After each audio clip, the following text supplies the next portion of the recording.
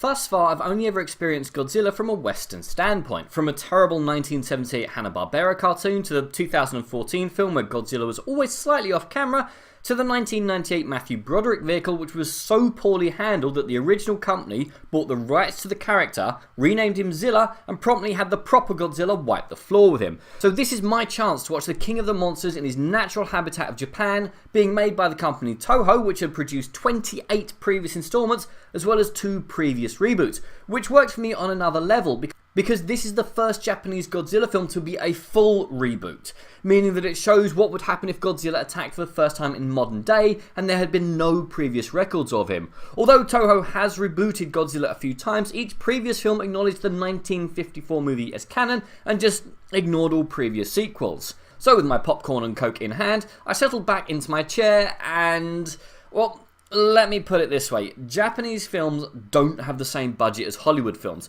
The 2014 version had a budget of roughly $160 million.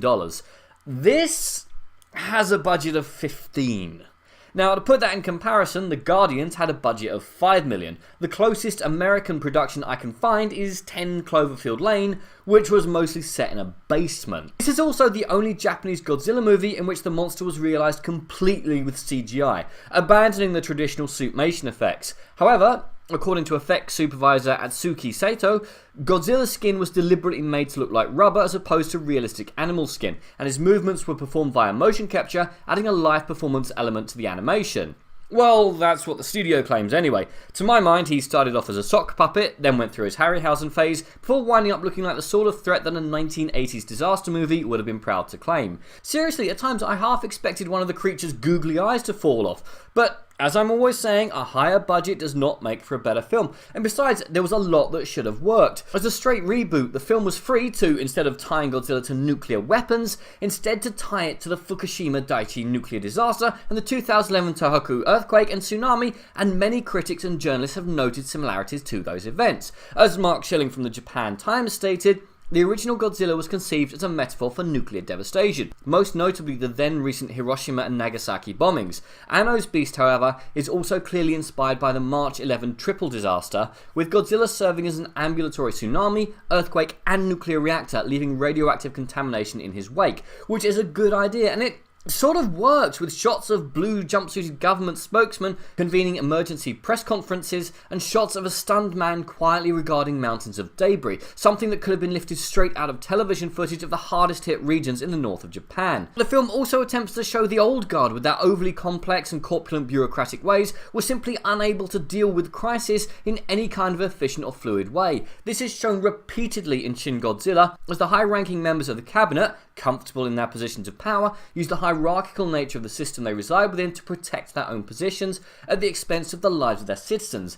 In the end, it's left up to your standard group of geeks and nerds to save the day before the USA starts dropping nuclear bombs. And there are lots of human characters. This is a film with 328 credited actors, with maybe enough personality for 32.8 of them, of which maybe 30 would be some variation of stuffy, panicking bureaucrat. Even the Committee of Heroes didn't do that much to distinguish themselves, beyond one of them wearing a nice pink scarf, which I was pretty sure doubled up as a tea towel whenever the washing up needed doing. Unfortunately, the tonal shift from 80s disaster movie to what I think is supposed to be political intrigue handles about as well as channel hopping between Attack of the Killer Tomatoes and an episode of Yes Minister. There you are, happily watching Godzilla smash up what I think are supposed to be buildings, with the orchestra going full blast, and then BLAM!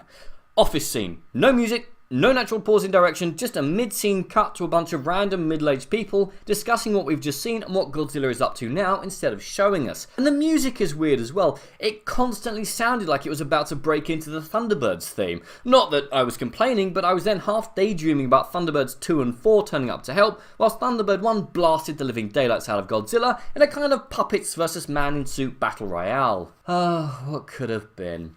As is, Shin Godzilla has some good ideas. Tying Godzilla to more modern threats and bringing back the political themes that used to be prevalent in the series can only be applauded, as opposed to the empty Western versions I've sat through.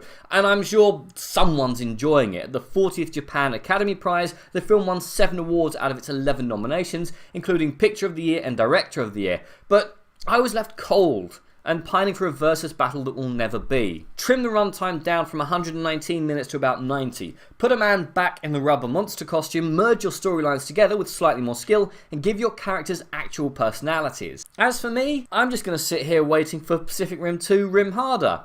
So overall, guys, I think you should skip it. There are better monster movies out there. But what do you guys think? And what is your favourite movie monster? Comment below, let me know. I'm Daniel, this has been A Dunking. If you've enjoyed this video, please like, share and subscribe.